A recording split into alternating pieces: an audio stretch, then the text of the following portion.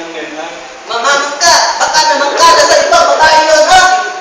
Ilog nga daw ng aling ngayon. Oh, eh, paano mo nakita ko yung pag-aanda kita ng mami niyo yan, ha? Kuya! Kuya, may assignment ako sa science. Ano ba yun? Kasi pinatatanong sa akin ng teacher kung ano daw yung parte ng katawan na meron tayo.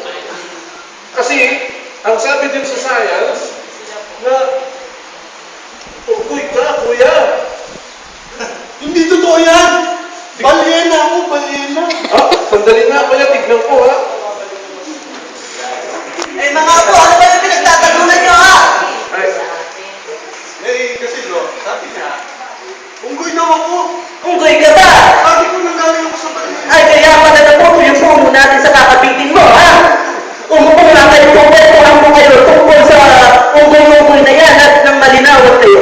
Sige, upo kayo, upo. Ay, mga apo. Nanggaling ko. Ay, pinanggalingan natin ang inukwento ko sa inyo, ha? Noong unang panahon, may isang isla na kung tawagin ay Isla Verde. Tandaan nyo, Isla Verde yun, ha? Ang islang ito ay mayaman sa punong kahoy at mababangis na kayo. Wala kang maririnig kundi ang tanging lagaslas ng tubig na nagmumula sa batis at mga huni ng naggagandahang mga ibon. Isang araw, sa lugar na ito ay may isang napakalaking ibon. Isang napakalaking ibon. Nasaan ka na ibon? Isang napakalaking ibon na napagpad sa isang isla. Isang ibon na palipad-lipad. Sige, lipad. Walang sawa sa kakalipad. Lumipad na lumipad. Lipad-lipad habang naglalakad. Sa pagod ng ibon, naghanap ito ng madalapuan. Nagpalinga-linga ang ibon. Nagpalinga-linga. Tumigil ka muna, ibon. Mapapagod ka. Linga ka muna. Linga sa kanan, sa taas, sa ibaba, at sa kilikili. Hindi nabigo ang ibon at nakahanap siya ng isang kupol ng halaman at dali-dali niyang ibinuka ang pakpak. Ibinuka ang pakpak at mabilis na lumakad papunta sa kupol ng puno.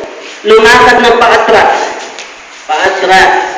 Nang marating niya ang halaman, sa sobrang pagod nito ay siya ay nakatulog. Nakatulog ang ibon na nakatulog, pikit ibon, nakatulog ng dilat ang mata. Nakatulog ng dilat ang mata. At siya nakatulog nga, ano ako? Matapos ang ilang libong taong pagkakahimping, nagising ang ibon. Iminulat ang mata. Iminulat ng pagkalaki-laki. Una ang kaliwang mata. Sumunod ang kanan. Nang may biglang pumulog ng malakas. Ay, mga apo, ay matakot. Tunog lang yun ang tiyan ng ibon. Sa tagal na pagpulog, nagutom siya. Tinuka ng ibon ang puno ng halaman. Tinuka ng tinuka hanggang sa babali ang kanyang tuka. At nagulat siya. Lumabas sa isang halaman ang isang matipunong lalaki. Lumabas. Nang labas ang tiyan. Malaki ang tiyan. At sumigaw ito. Ako si Malaka! Sumigaw ang labas ang dila. Sumisigaw ng labas ang dila. Ako si Malaka! Nagulat ang ibon sa paglabas ng isang tao. Ako si Malaka! At hindi ito naghanap ng ibang puno. Naghanap ng ibang puno. At katulad ng ginawa niya sa unang puno, tinuka niya rin ito. Nang biglang lumabas ang isang kakaibang nilalang. Napakagandang nilalang mga ito. Lumakad ito. Tsunami walk. Naglakad ito, naghanap ng makakasama hanggang sa magtitig ang babae at lalaki. Hinawakan ng lalaki at babae. Hinawakan sa buhok. Hanggang na naman ang buhok mo. Nakakayungkit. Tumanti ang babae. Ikaw talaga. Sino ka ba? Ang sabi ng babae. Nang bigla silang sumayaw. Sumayaw ng cha-cha. Hanggang sa biglang pumating ang dilim. At alam nyo na kung anong nangyayari. Doon nagsimulang dumami ang tao sa mundo, mga apo. O, naiintindihan nyo ngayon? Na hindi kayo nanggaling sa uloy. Hindi, galing tayo sa ibon. Galing sa ibon. Yan. Ang ibon ang may kasalanan, apo. Pero, pakalagahan natin yung ganung kwento, ha?